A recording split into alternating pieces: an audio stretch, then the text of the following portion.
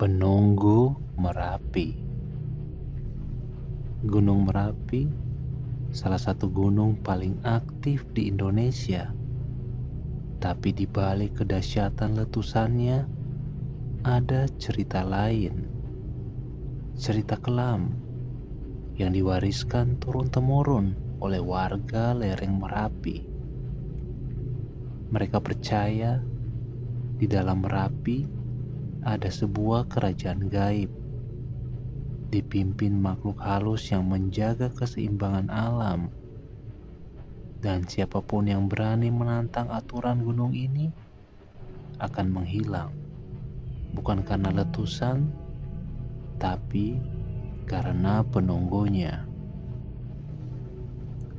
Tahun 1997, 3 orang mahasiswa dari Jogja nekat mendaki Merapi tanpa izin.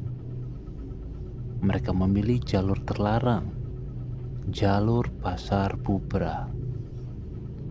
Warga sudah memperingatkan, jangan bercanda di atas sana, jangan ambil apapun, jangan tertawa sembarangan. Kalau melanggar, kalian tidak akan pulang. Tapi anak-anak muda itu menertawakan larangan itu. Mereka menganggap semua hanya mitos. Malam pertama di tenda, udara dingin menusuk tulang. Hanya ada suara angin berdesir. 2 orang temannya sudah tidur, tapi 1 orang, sebut saja namanya Rudi, masih terjaga. Dan disitulah ia mendengarnya. Suara gamelan, lembut, pelan, samar, tapi jelas. Seperti ada pesta di kejauhan.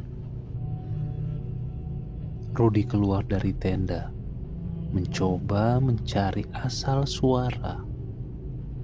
Matanya terbelalak. Di kejauhan terlihat cahaya obor berderet.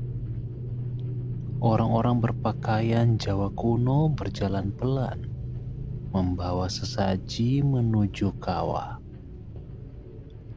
Ia terpaku, jantungnya berdetak keras. Lalu salah satu sosok berhenti, menoleh ke arahnya. Wajahnya hitam, mata merah menyala. Rudi terdiam, tak mampu bergerak.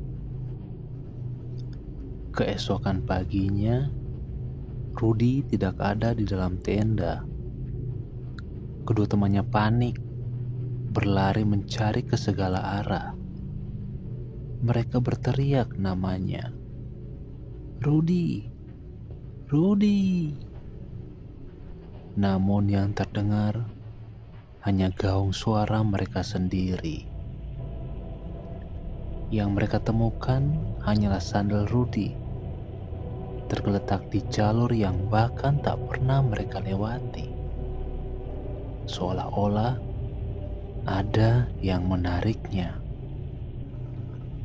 2 mahasiswa yang tersisa akhirnya turun dengan tubuh lemas. Mereka melapor ke warga dan tim SAR langsung dikerahkan.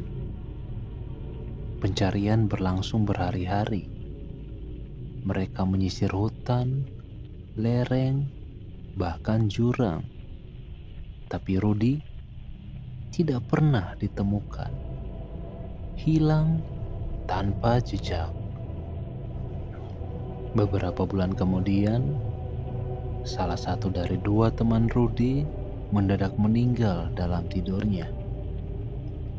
Tanpa sebab, tanpa sakit. Yang satunya, hidupnya hancur. Ia mengalami gangguan jiwa. Setiap malam, ia berteriak-teriak.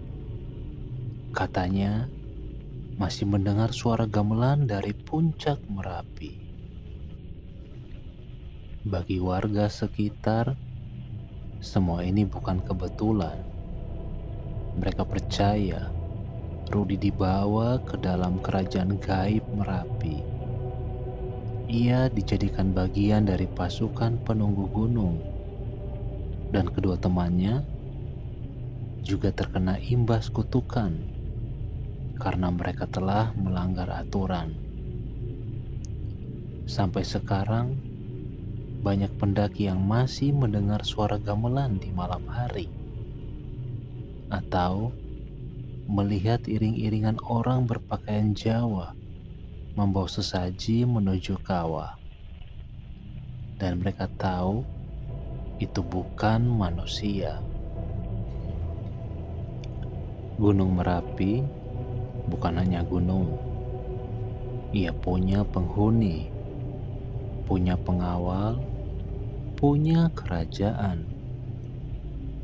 Orang yang datang dengan hati sombong, dengan tawa mengejek, akan diambil.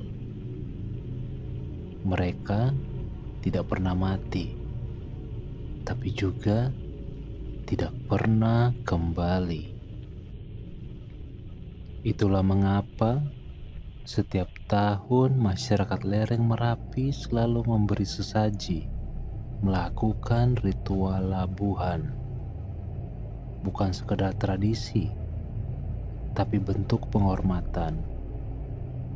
Karena mereka tahu Merapi punya penunggu, dan penunggu itu selalu mengawasi siapapun yang melangkah di atas punggungnya. Gunung Merapi bukan hanya tanah dan batu. Ia adalah rumah, dan rumah itu sudah ada pemiliknya.